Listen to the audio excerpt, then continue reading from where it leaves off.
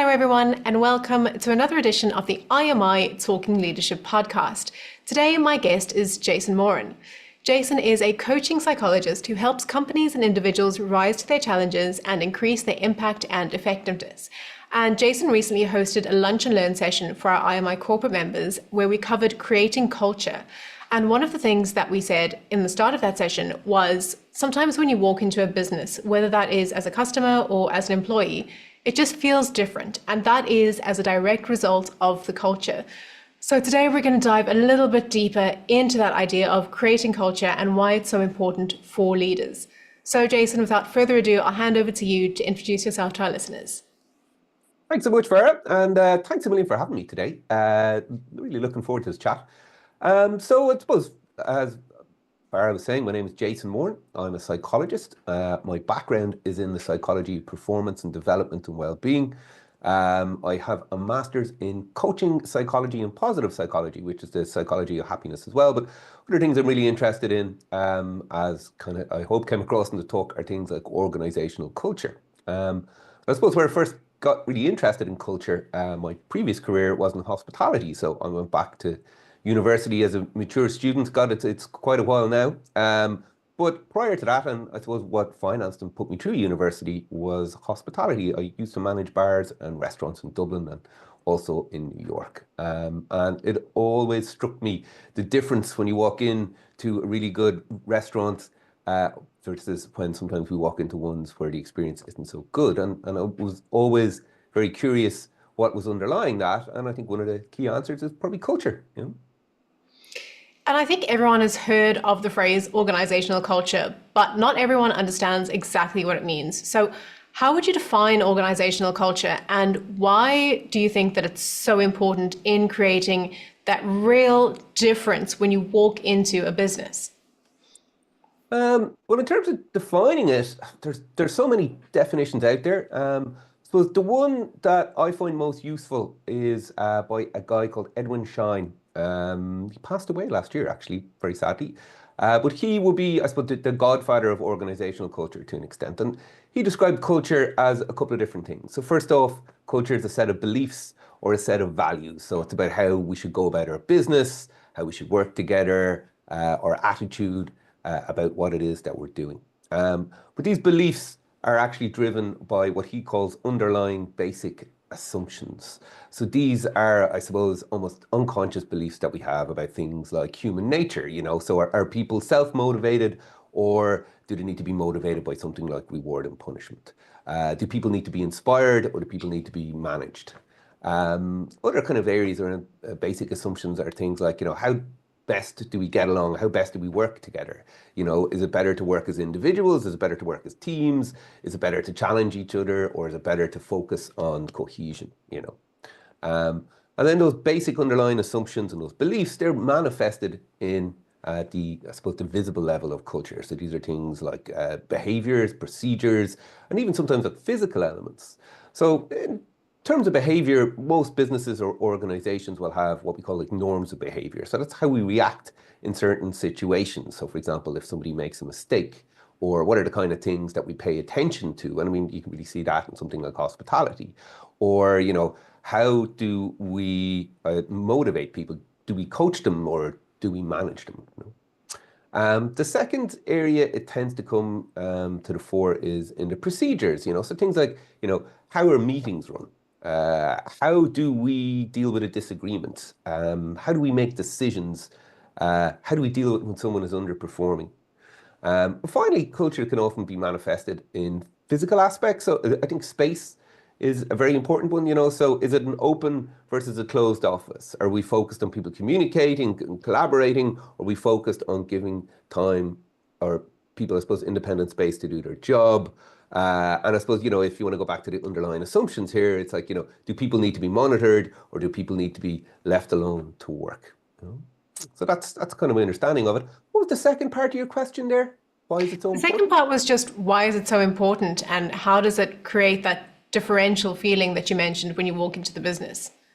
Well, it's so important because I suppose it manifests in terms of people's experience, whether that's internal or external. So your customer experience is going to be based on the things that the people who are leading the business hopefully think are important, and the same with your experience as an employee, And in terms of customer experience, or stakeholder experience in depending on the industry you're in, that's going to determine whether the organization is meeting its purpose, whether it's doing what it's supposed to do.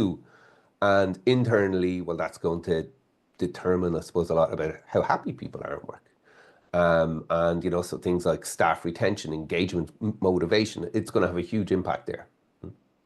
I think a lot of organizations probably have this idea of what they think their culture is or what they think their culture should be, but they're probably not very good at measuring their culture. So what are some effective ways that an organization can actually measure what their culture is like internally?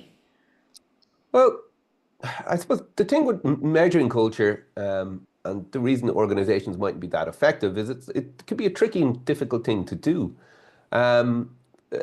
So a couple of things. So I suppose I think some surveys can be very effective, and that'll depend on scale as well. So if you're doing something purely survey based, I think you need to have kind of quite high numbers in terms of it. And that's just due to, I suppose, the statistical analysis sometimes that's needed in order to get a good result. So a tool I use is called the Organizational Culture Profile. And that was designed by a guy called Charles O'Reilly from Yale, I think.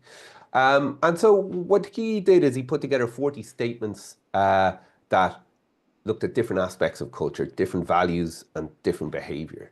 And these 40 terms are based on the literature, and he kind of broke them down.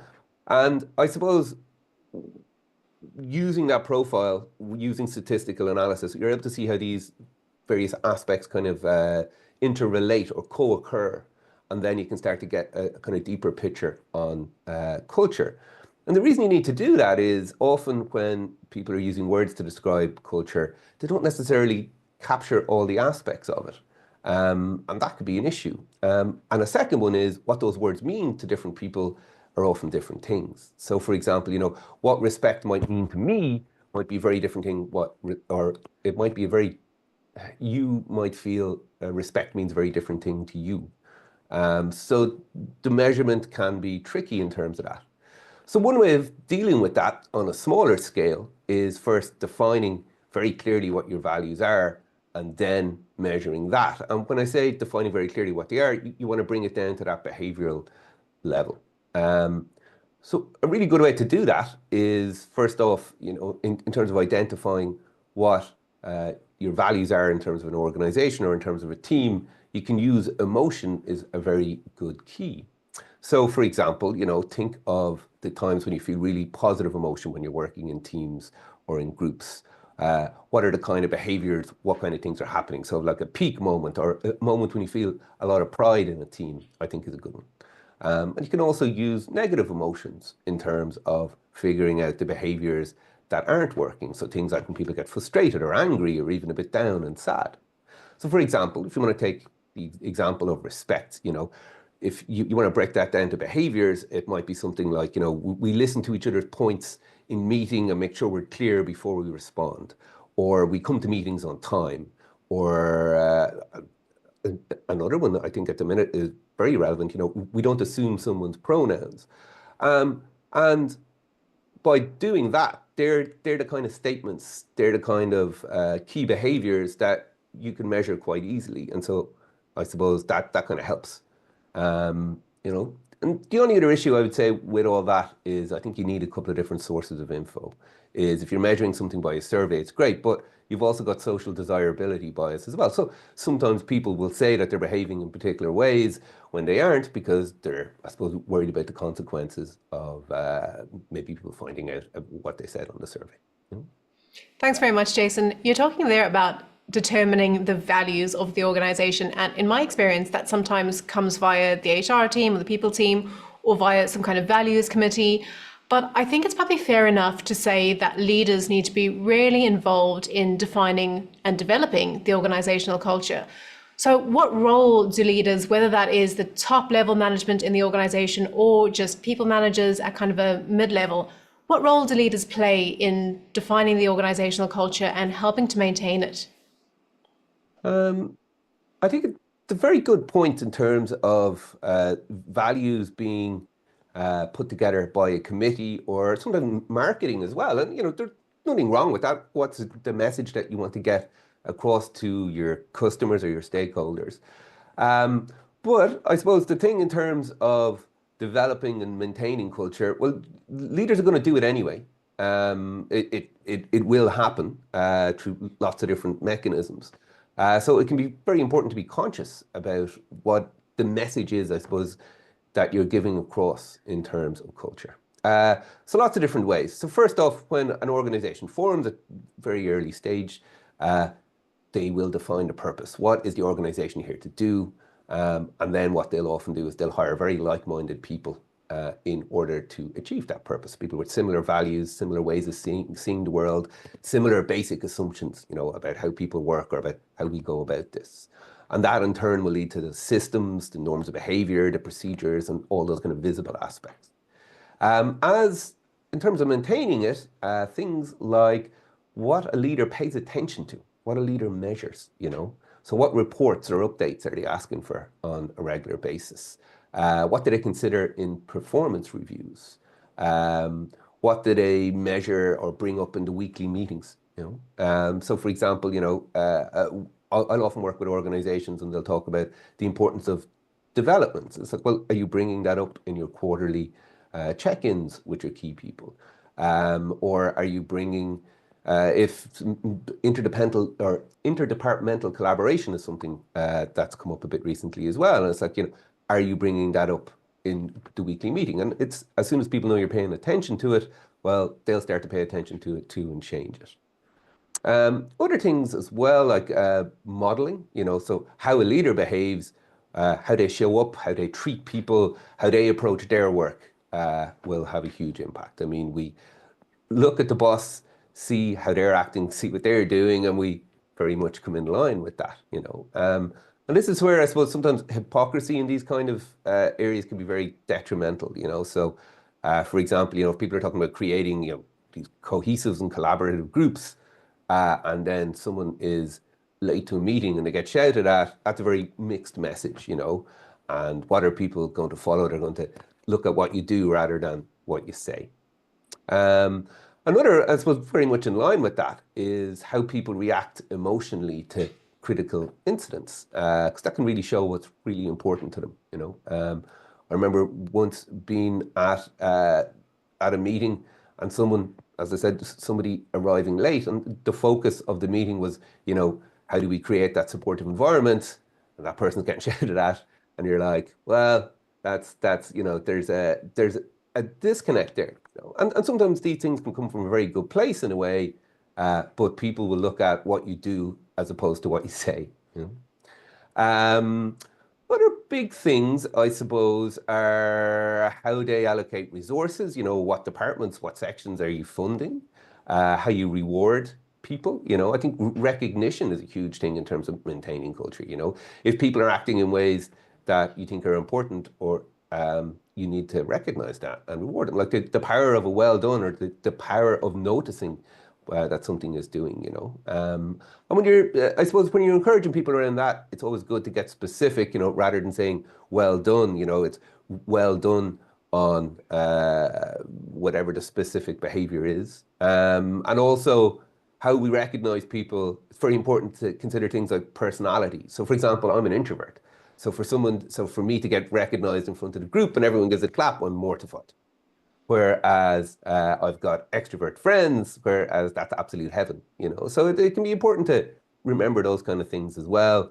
And, it should always be fair as well. You should always give equal rewards. If one person does a behavior and they're your favorite and you reward them, that's great, that's easy. But, if someone maybe you're struggling with does the same behavior, well, then you need to reward that in the same way or recognize that in the same way as well.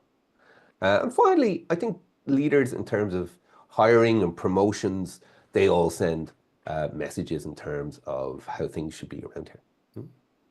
Thanks very much, Jayson. It's all really interesting stuff, and there's some great tips that leaders can actually take away and start displaying the values in their organization to help kind of maximize the culture that they're looking for. But what I found really interesting on your talk was that we did a survey of the leaders who were in attendance, and only 17% of participants strongly agreed that their workplace culture is actually reflected in the organizational values. So that raised some questions for me about some kind of disconnects, I guess, between the intention of the values and how things are actually practiced. Do you think that's down to leaders not displaying the values, or is there anything else going on there that might explain that statistic? I think the difference between what the real values are and what the values are that are espoused is the word. So what's put forward as this is how we do things about here, which could often be a marketing exercise. And again, I don't think there's anything wrong about that. They're often aspirational. But what the actual values are can be very, very different. And I think, I think sometimes there's a fear around this in terms of, what do we really think? And is it okay to express that? But I don't think there's a right or a wrong in terms of culture. It depends on the purpose of the organization, the people who are there, and in terms of how they've got to work there. I mean, I've seen very, very competitive cultures, and I've seen cultures that are very, very collaborative. And it just depends on what the organization is trying to do, whether that's going to work well or not.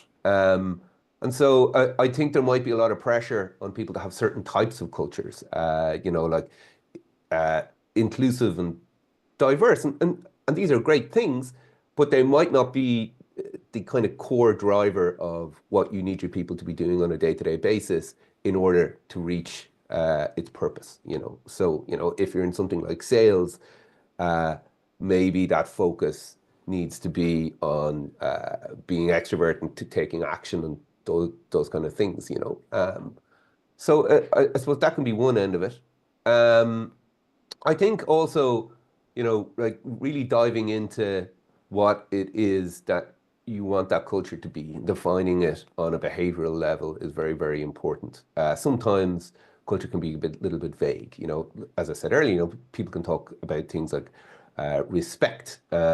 What does respect mean in terms of how we are engaging with our customers or our stakeholders? What does it mean in terms of how we're engaging with each other? What does it mean in terms of how we're showing up in our day-to-day to work? That answer the question, or have I went on a bit of a Yes. tangent?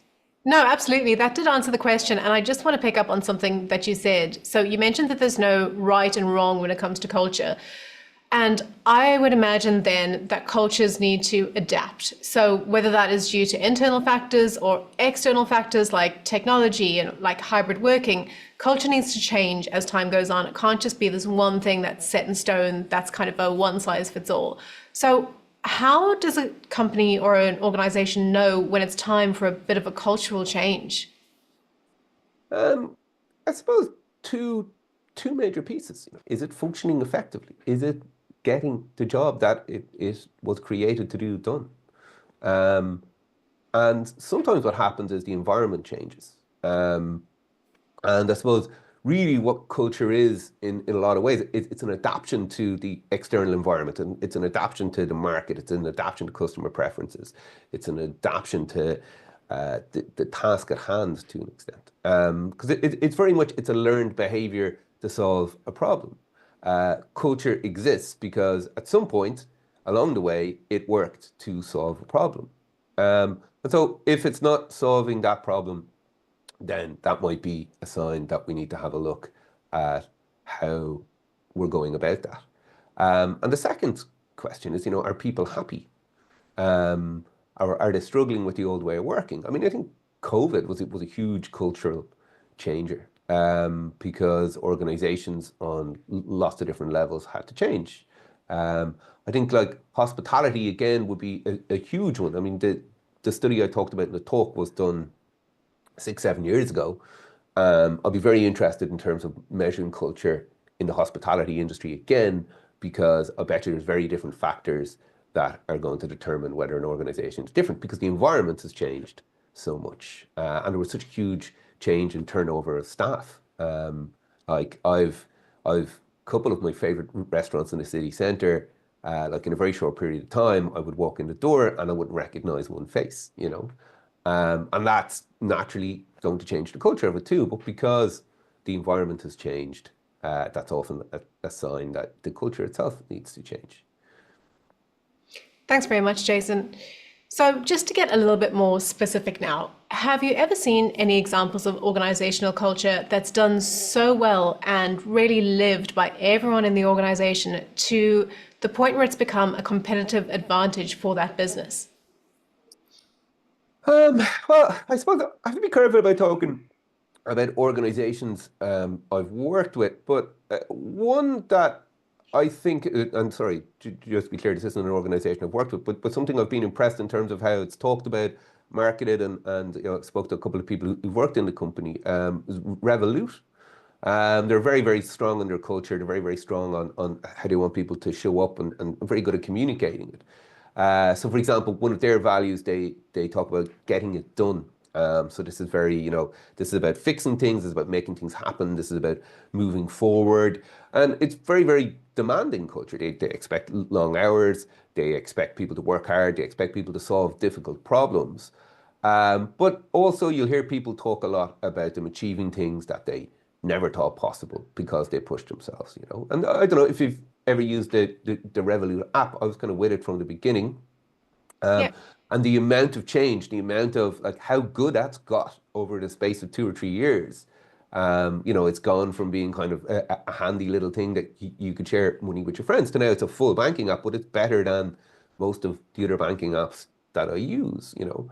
And I suppose the thing with this is it's I can imagine that demanding that push culture, it's not for everybody, you know. And I think so that person culture fit is very, very important. So I spoke about there not being a good or a bad culture, but I suppose if you're thinking about it on an individual level as an employee or as a leader, that fit is very, very important. Like a client of mine from a couple of years ago, from tech as well, really, really good professional, working at a very prestigious firm. And, you know, she was proud to say that she worked there. But she had to leave because the culture in the team she felt she was being treated particularly badly. She felt, you know, I suppose because it was so competitive that she really didn't enjoy it, and she didn't perform well there because it wasn't a fit with her personality. So she's someone who we would call high unagreeableness. She's comes across a very, very nice person, and because of that clash of between personal values and cultural values, really had a negative impact on her confidence. So we worked on that, and I suppose it was one of the things that we kind of come up with, that it was just a mismatch. And so we worked on getting her into a company and a team that it had the right mix for her personality and the values. And so, yeah, even as part of that process, we had her interviewing them about the culture in the team and the culture in the organization, and I suppose what the expectations were. And she couldn't be happier now. You know? Thanks, Jayson. I think Revolut is a great example because anyone in Ireland can really see how Revolut has come along in the past couple of years, as you've mentioned, and how it's really kind of revolutionized banking in the country and how so many people use it. So it makes a lot of sense that that's at least partially driven by an organizational culture that fits the people who are working there. And I think that there's probably, if we're saying that great organizational culture can have this knock-on effect and really make your business shine, I'm guessing that a negative work environment that doesn't fit the people can have the same kind of knock-on effect to your business. So not just in terms of employees being unhappy, but I guess it can eventually start to impact your customer experience and the product that you deliver. So how exactly have you seen that play out in organizations?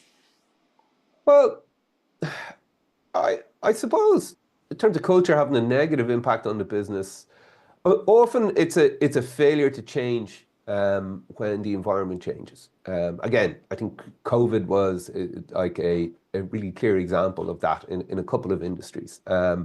Like tech, you know, kind of post-COVID tech had like a big drop off, and a lot of companies have got to downsize, you know. And so these kind of old, high demanding, very fast paced cultures. They worked well in a time when there was a lot of growth and a lot of expansion. They were giving people very high salaries. There was a lot of opportunity to progress. But on the flip of that is they really expected results. They really expected high performance. They expected long hours. But then, I suppose with the recent, what's the word? Recently, these big companies having to let people go. A lot of them haven't adjusted their culture, I suppose, to be a little bit more empathetic, So often what happened is a lot of people were let go. There were a lot of key employees that were kept, but then they'd seen a lot of their friends, a lot of their teammates jettisoned, and then the ones who remained were very overworked and overwhelmed, and then as a result of all that, I suppose they would have lost a lot of loyalty to the company. And even for the people who did remain, I think there was a lot of difficulty in moving on, even if they were unhappy. But I think you'll see a lot of people still moving in tech over the next couple of years because they're unhappy with how they're treated. And so I don't think necessarily the cultures have adapted to that different environment. And I think the same in hospitality as well. I mean, I know they've been going through a very tough time. I know that I think this morning the 9% VAT rate was announced for hospitality as a support. And I think that's very, very important.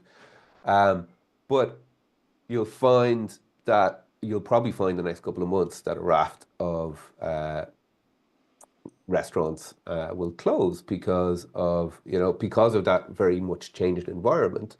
And that change can be difficult. You put things in place in order to operate in a certain way, and turning that around and changing it can be very difficult.